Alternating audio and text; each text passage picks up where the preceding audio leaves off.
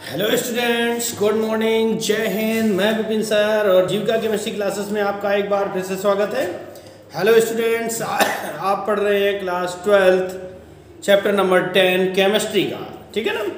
आपके 9 chapter complete हो चुके हैं बोर्ड के लिए, यूपी बोर्ड एग्जाम के लिए, और आपके 4-5 चैप्टर और बचे हैं जिन्हें फिनिश करना है, ठीक है ना।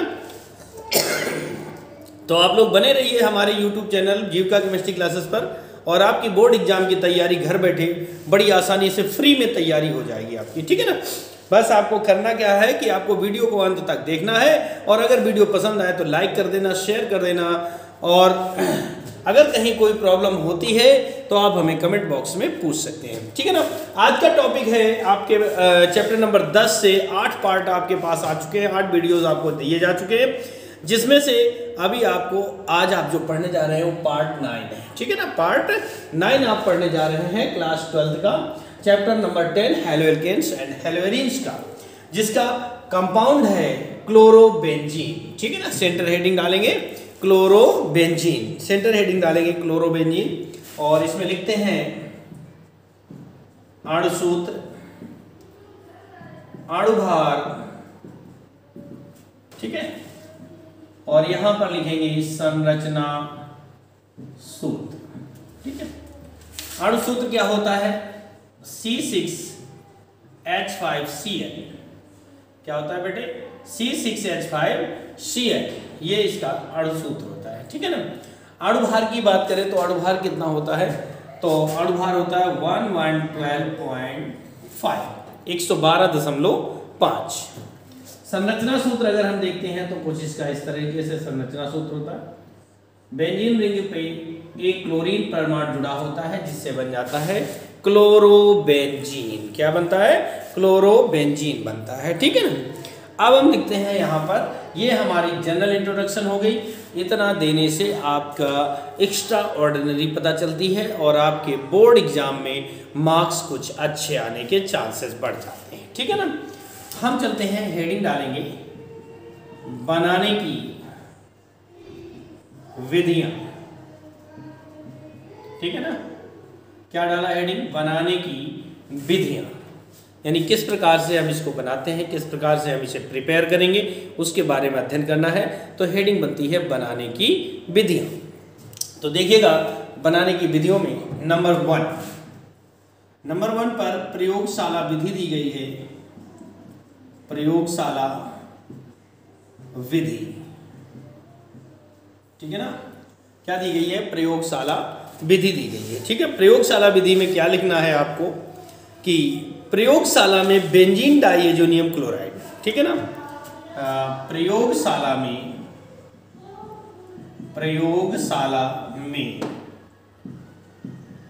बेंजीन डाइएजोनियम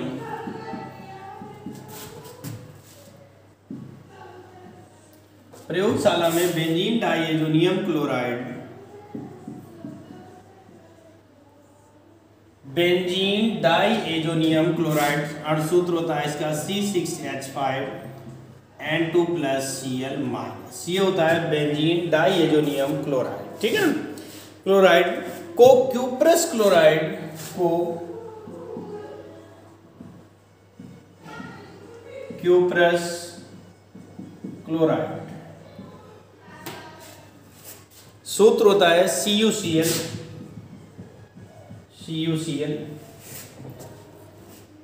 के CuCl तथा HCl के साथ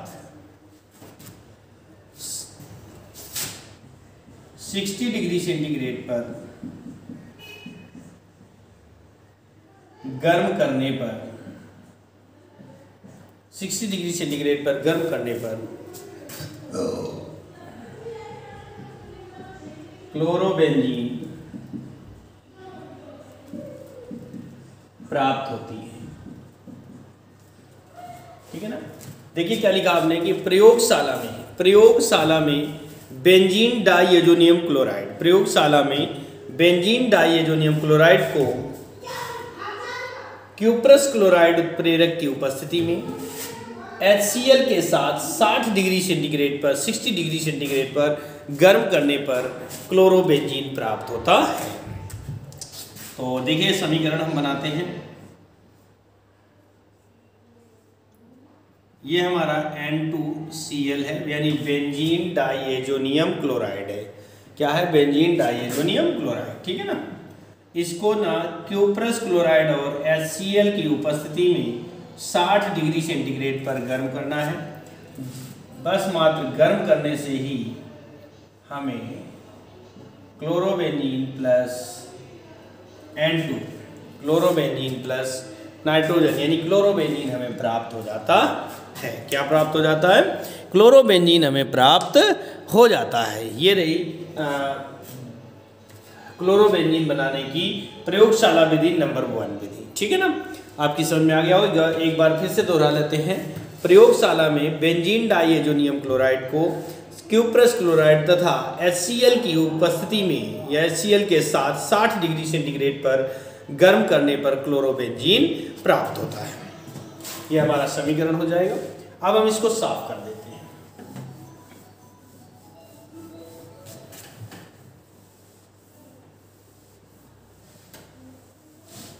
और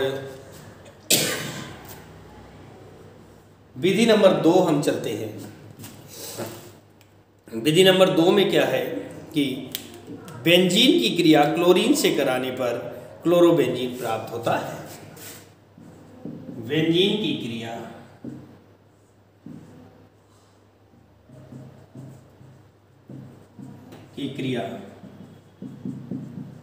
क्लोरीन से कराने पर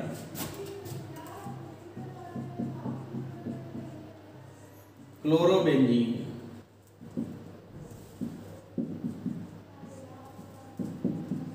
प्राप्त होती है। बहुत छोटी सी डेफिनेशन है। बेंजीन की क्रिया क्लोरीन से कराने पर क्लोरोबेंजीन प्राप्त होती है। बेंजीन की क्रिया क्लोरीन से अगर कराते हैं तो क्लोरोबेंजीन मिल जाता है। और एग्जांपल देखते हैं।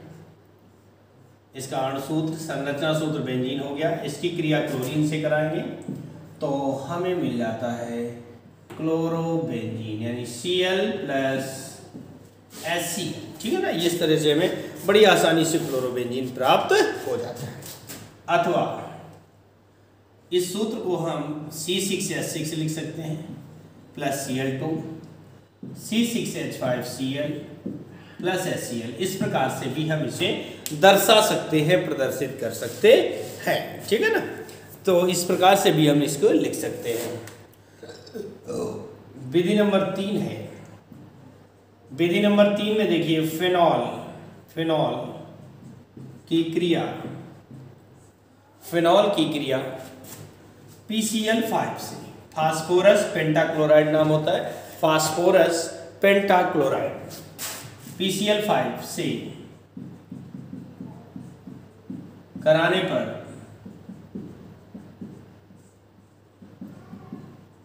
क्लोरोबेंजीन प्राप्त होता है। फिनॉल की क्रिया PCl5 से कराने पर, किससे करवाते हैं? PCl5 से कराते हैं तो क्लोरोबेंजीन प्राप्त होता है। क्या प्राप्त होगा भैया? क्लोरोबेंजीन प्राप्त होता है। अब फिनॉल का सूत्र होता है C6H5OH प्लस PCl5। इसको ऐसा भी दिखा सकते हैं, तो ये बनेगा C6H5Cl plus POCl3 plus HCl। ये हमें क्लोरोबेंजीन प्राप्त हो जाता है। क्या प्राप्त हो गया?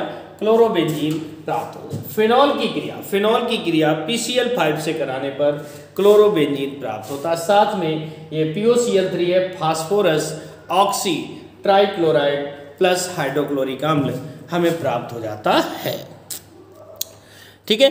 अब ये तो थी इसकी बनाने की विधियां। अब हम चलते हैं, हेडिंग डालेंगे भौतिक गुण। क्या डालेंगे? भौतिक गुण, यानी क्लोरोबेंजीन के फिजिकल प्रॉपर्टी क्या क्या है उनके बारे में छोटा सा अध्ययन कर लेते हैं। तो नंबर 1 है, यह है रंगहीन। नंबर 1, यह रंगहीन कॉमा लगाएंगे, सुगंधित, रंगहीन कॉमा सुगंधित भारी द्रव है।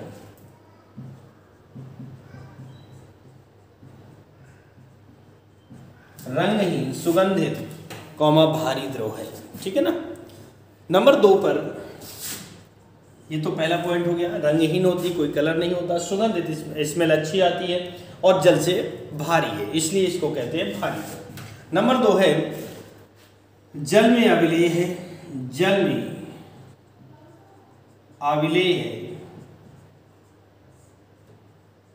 परंतु कार्बनिक विलायकों में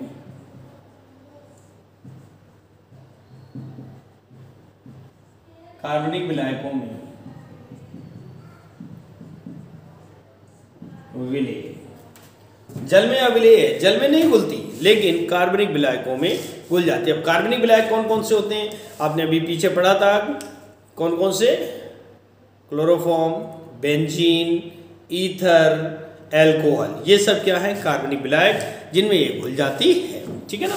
अब हम चलते हैं रासायनिक गुणों पर, ठीक है ना। तो इसको हम साफ करते हैं और आगे बढ़ते हैं। ये आपने नोट कर ही लिया होगा।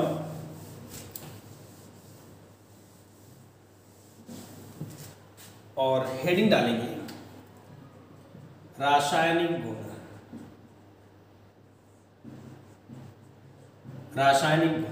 इसमें नंबर 1 पर लिखेंगे NaOH से क्रिया, ठीक है ना। नंबर 1 NaOH से क्रिया, यानी क्षार से क्रिया करवाएंगे। किससे करवाएंगे, क्षार से क्रिया करवाते हैं तो फिनॉल प्राप्त होता है। क्या प्राप्त होगा, फिनॉल। देखिए कैसे कि C6H5Cl प्लस NaOH, C6H5Cl यानी क्लोरोबेंजीन प्लस क्षार यानी कास्टिक सोडा ले लिया। एरो मार्क देखिएगा, इतना निकल जाएगा। क्या निकल गया, ऐसा देखिए, बॉक्स में करने से आपको समझ में ज़्यादा अच्छा आएगा, इसलिए मैंने इसको बॉक्स में कर दिया। तो ये बन जाएगा C6H5OH प्लस NaCl, है ना। C6H5OH प्लस NaCl तैयार हो जाएगा। क्लियर हुआ बात, हाँ है ना, क्लियर है ना।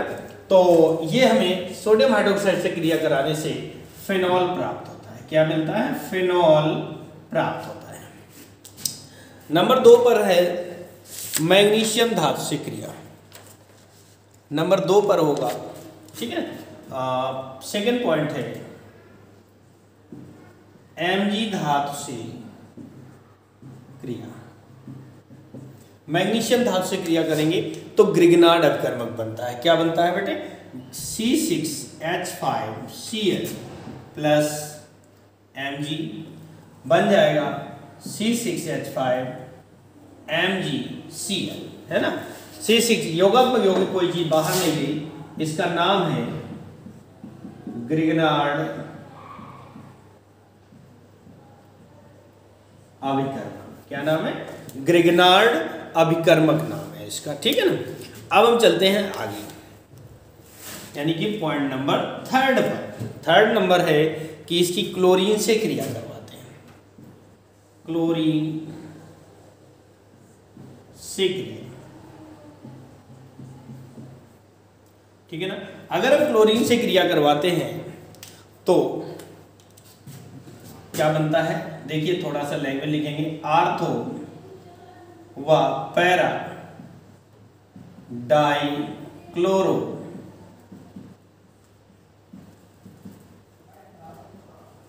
बेंजीन बनता है। आर्थो व पैरा डाइक्लोरो बेंजीन बनता है। क्या क्या बनेगा, आर्थो पैरा व डाइक्लोरो। तो 2 बेंजीन रिंग ले लेते हैं, Cl, है ना,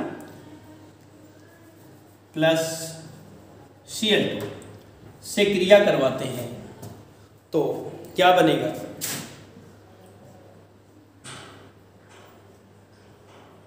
Cl और Cl।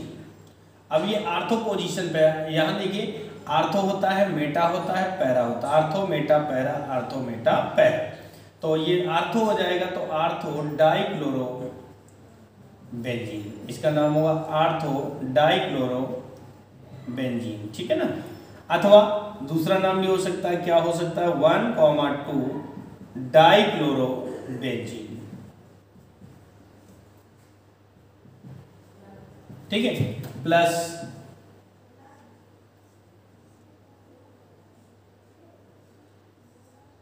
ClC, ये पैरा पोजीशन पे है तो हो जाएगा para dichloro benzene, para dichloro benzene बन जाएगा, ठीक है ना।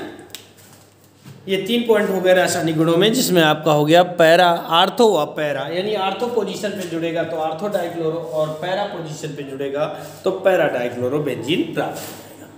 अब इसको हम समाप्त करते हैं और नंबर 4 पर चलते हैं।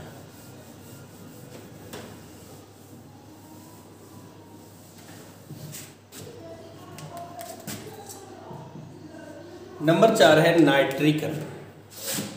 नंबर 4 पर है नाइट्रीकरण, HNO3 से, ठीक है ना।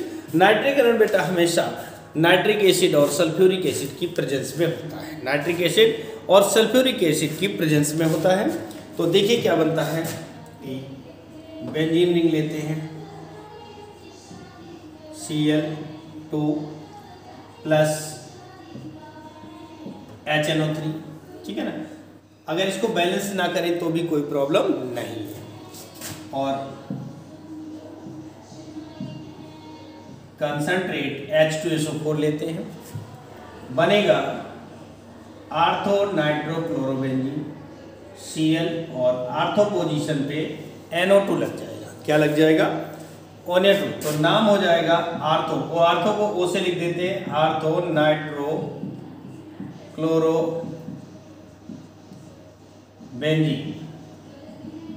Plus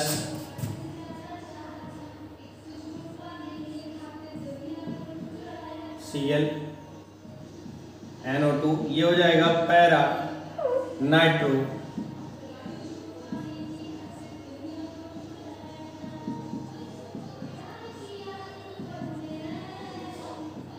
para nitrochlorobenzene, ortho nitrochlorobenzene और पैरा नाइट्रोक्लोरोबेंजीन के रूप में प्राप्त होता है, ठीक है ना।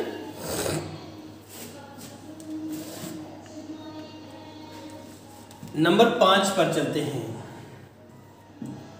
सल्फ्यूरिक अम्ल से क्रिया।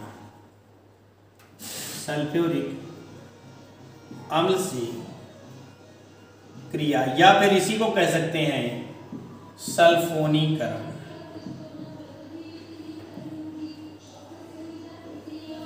सल्फ्यूरिक अम्ल से क्रिया कह सकते हो या फिर कह सकते हो सल्फोनीकरण। तो देखिए क्या प्राप्त होता है,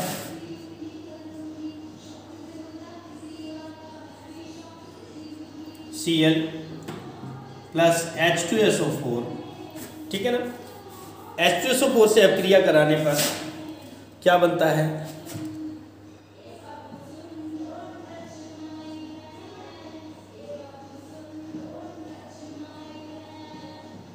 SO3H, इसका नाम होगा आर्थो क्लोरो बेंजीन सल्फोनिक अम्ल।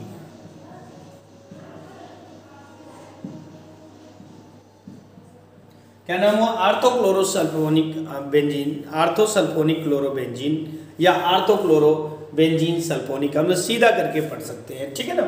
प्लस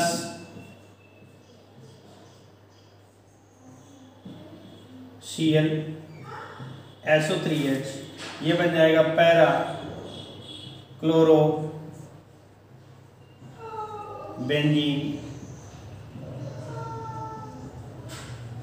सल्फोनिक अम्ल, है ना। पैराक्लोरोबेंजीन सल्फोनिक अम्ल बन जाएगा, तैयार हो जाएगा, क्लियर हुआ। अब ये आपके 5 पॉइंट हो जाते हैं और अब हम चलते हैं थोड़ा सा आगे इसके 6वें पॉइंट पर, एंड यूजेस पर, कितना इसका उपयोग होता है, कहाँ कहाँ पर इसका उपयोग हम कर सकते हैं। इसका जो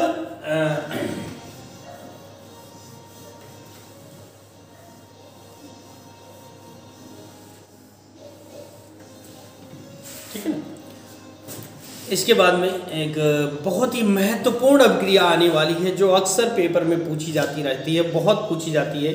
1 नंबर में व्हाट हैपेंस कन्वर्जन में, अथवा ठीक है ना, व्हाट हैपेंस ये कन्वर्जन इनमें पूछी जाती है। कैसे प्राप्त करोगे, क्या होता है जब, इनमें किसी भी प्रकार से इसको पूछा जा सकता है। तो नंबर 6 पर है, नंबर 6 पर लिख सकते हैं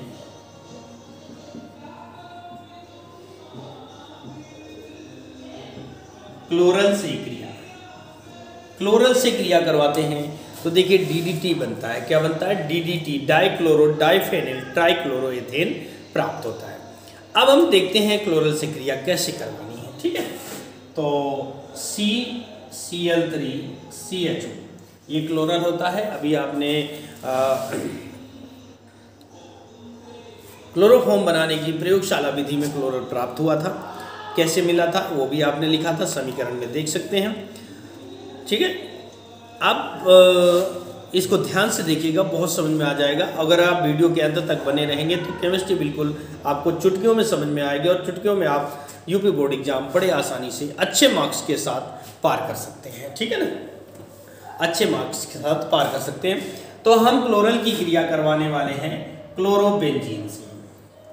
तो भैया देखो, क्लोरोबेंजीन की 2 रिंग लेते हैं, वो भी लेटी हुई पोजीशन पे। एक हाइड्रोजन यहाँ पे निकाल देते हैं। 2 रिंग लेते हैं, वो भी लेटी हुई पोजीशन पर, Cl और ClH, ठीक है ना। तो अगर आप ध्यान से देखेंगे, ये क्लोरोबेंजीन है और इसके एक मॉलिक्यूल का निष्कासन हो जाता है, H2O निकलता है। क्या निकलता है? H2O बाहर हो जाएगा और बन जाएगा क्या? CCl3CH।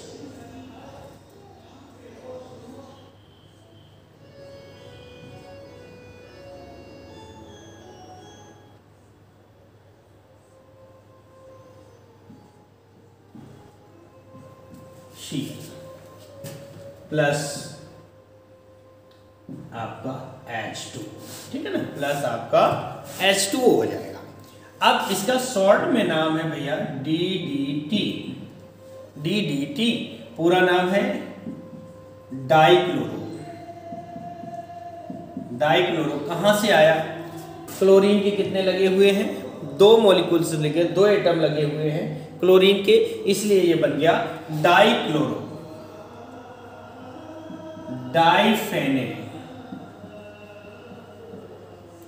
डाइफेनिल, ये 2 रिंगें लगी हुई हैं, इन 2 रिंगों का नाम होता है फेनिल और 2 के लिए लगा देते हैं डाई। ट्राइक्लोरो, ट्राइक्लोरो, Cl के लिए रहे 3 Cl लगा हुआ है, 3 Cl है। Cl के कितने हैं? 3 एटम्स हैं, इसलिए ट्राइक्लोरो एथेन, ठीक है ना। एक कार्बन, 2 कार्बन, 2 कार्बन है मुख्य श्रृंखला में, 2 कार्बन होने की वजह से इसका नाम एथ होता है 2 कार्बन पर, तो एथेन पड़ जाता है, ठीक है ना। ये बना डाइक्लोरो डाइफेनिल ट्राइक्लोरो एथेन हो गया कंपाउंड, ठीक है। अब इसके आगे हम चलते हैं भैया, इसके उपयोग लिखते हैं। क्या लिखेंगे? उपयोग। उपयोग में नंबर 1 पर हम चलते हैं। क्या है? Number 1 aniline, aniline comma, aniline का फॉर्मूला क्या होता है लिख देते हैं, C6H5NH2 कॉमा फिनॉल,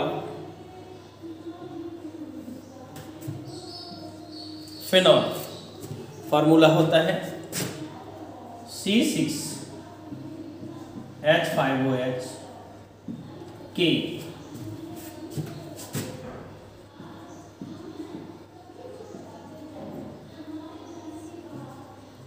औद्योगिक निर्माण में,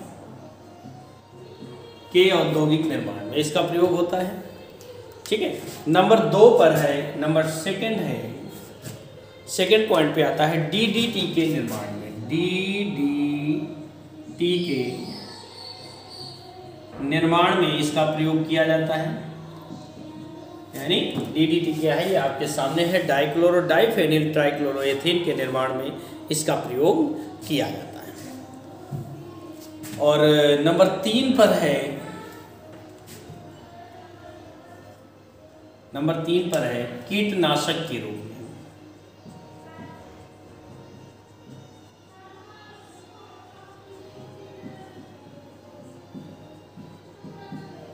कीटनाशक के रूप में भी इसका प्रयोग किया जाता है, ठीक है ना। तो इस तरह से आपका ये जो क्लोरोबेंजीन नामक टॉपिक था ये फिनिश हो जाता है। और अब हम चलेंगे इसके आगे, यानी अगले टॉपिक पर, जो कि कुछ शॉर्ट आंसर होंगे इस चैप्टर से संबंधित, वो भी आपको बताए जाएंगे, पढ़ाए जाएंगे, समझाए जाएंगे, ठीक है। किस प्रकार से होते हैं, कैसे नहीं होते हैं, इन सब के बारे में हम तैयारी करते हैं, ठीक है। ओके, आइए देखते हैं।